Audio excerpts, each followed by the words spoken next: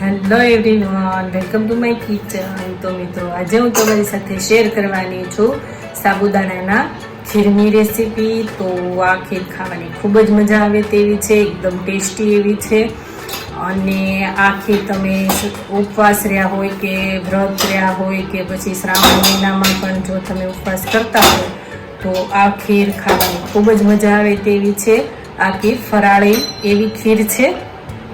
તો મિત્રો આ રેસીપી એન્ડ સુધી જરૂરથી જોજો, સ્કીપ પણ નહીં કરતા। અને મિત્રો મારી ચેનલમાં હજી સુધી નવા હોય તો મારી ચેનલ લાઈક કરજો, શેર કરજો, સબસ્ક્રાઈબ કરજો અને મારા આવા જ નવા વિડીયોને જોવા માટે બેલ આઇકન બટનને પ્રેસ કરજો, જેથી કરીને તમને મારા નવા વિડીયોની નોટિફિકેશન સૌથી પહેલા। તો ચાલો બનાવવાનું સ્ટાર્ટ કરીએ। તો તમે જોઈ શકો છો કે મેં અહીંયા સાબુદાણા લીધેલા છે, લગભગ 2 વ્યક્તિને થાય તેટલી ખીર બનશે। તો તેને પહેલાં આપણે એક બાઉલમાં ટ્રાન્સફર કરી લઈશું।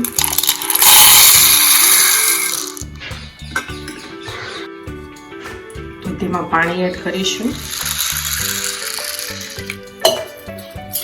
સારી રીતના મિક્સ કરી અને તેને 2 થી 3 પાણીથી વોશ કરી લઈશું, જેથી કરીને તેમાં કંઈ પણ કચરું હોય તો તે નીકળી જાય।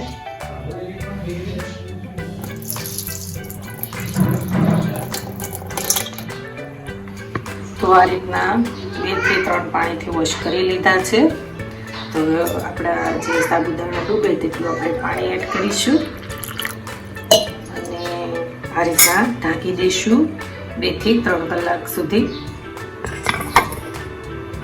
તો મિત્રો હવે આપણે 3 થી 4 કલાક જેવું થઈ ગયું છે અને તમે જોઈ શકો છો કે આપણે સાબુદાણા એકદમ સરસ પલળી ગયા છે। હવે તેને આપણે ચેક કરી લઈશું। તો આ રીતના આપણે દબાવીને ચેક કરી લેવાનું છે। એકદમ આપણો સાબુદાણા છે તે પોચા જેવા થઈ ગયા છે। તો હવે તેને બનાવવાનું સ્ટાર્ટ કરીએ। ગેસ ઓન કરીશું,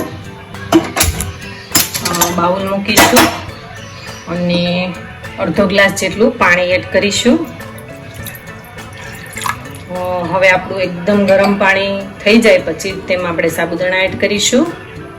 તો મિત્રો તમે જોઈ શકો છો કે આપણું જે પાણી છે તે એકદમ સરસ ગરમ થઈ ગયું છે અને તેમાંથી વરાળ પણ નીકળવા લાગી છે અને આપણા સાબુદાણા પણ એકદમ સરસ પલળી ગયા છે। તો તેમાં એડ કરી દઈશું।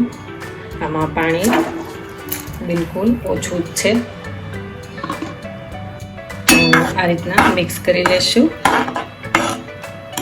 અને તેને આ રીતના આપણે સતત હલાવતા જ રહેવાનું છે।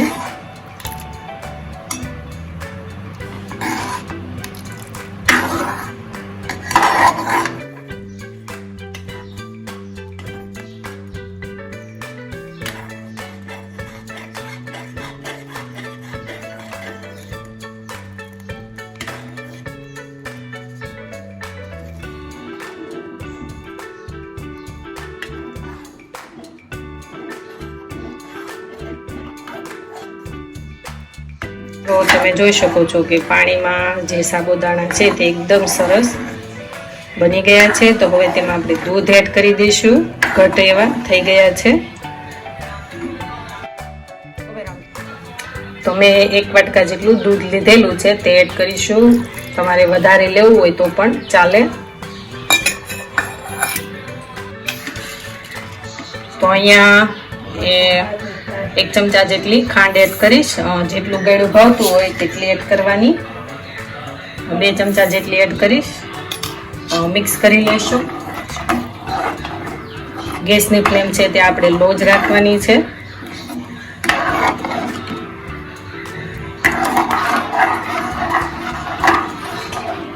તો હવે તેને આપણે 5 મિનિટ સુધી ઉકળવા દઈશું દૂધમાં અને આ રીતના સતત હલાવતા રહીશું।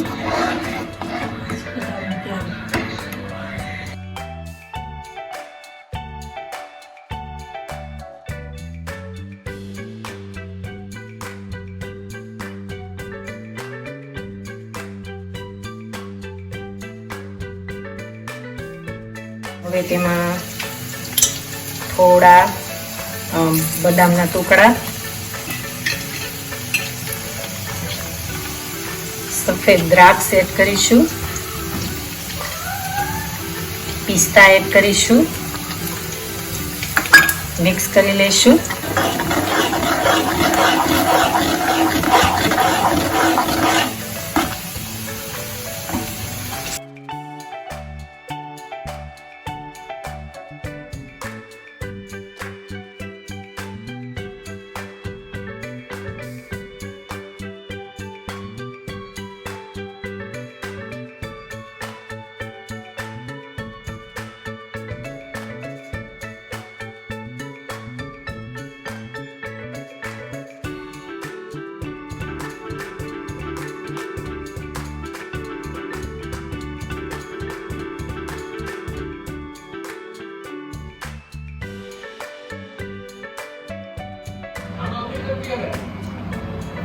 તો મિત્રો તમે જોઈ શકો છો કે આપણી ખીર જે છે તે બનીને એવી રીતે થઈ ગઈ છે. તો આ ખીર ખાવાની ખૂબ જ મજા આવે તેવી છે, એકદમ ટેસ્ટી છે. અને તમે વ્રત રહ્યા હોય કે ઉપવાસ રહ્યા હોય કે પછી અત્યારે શ્રાવણ મહિનો ચાલે છે તો તમે શ્રાવણ મહિનાના ઉપવાસ કરતા હોય તેના માટે સ્પેશિયલ ઉપવાસની ખીર છે સાબુદાણાની. તો મિત્રો આ રેસીપી ઘરે બનાવવાની એકવાર જરૂર ટ્રાય કરજો, ખૂબ જ ટેસ્ટી લાગશે. અને મિત્રો હવે આપણે નવા વિડીયો સાથે ફરી મળીશું. Thank you for watching. Bye bye.